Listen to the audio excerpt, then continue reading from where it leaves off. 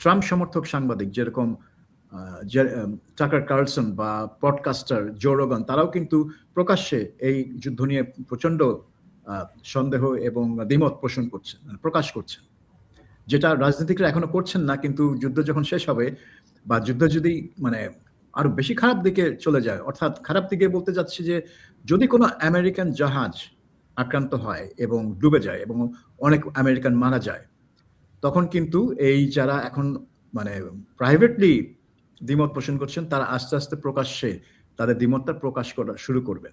এবং আপনি দেখেন দুদিন আগে একটা আমেরিকান ফুয়েল ট্যাঙ্কার বিধ্বস্ত হলো, সেখানে 6 জন মারা গেল আমেরিকান সৈন্য। এরকম ঘটনা ঘটতে থাকবে এবং এই আমেরিকান মৃত্যুর সংখ্যা যতই বাড়তে থাকবে, আমেরিকার কিন্তু জনমত তো এমনিতেই যুদ্ধের বিরুদ্ধে।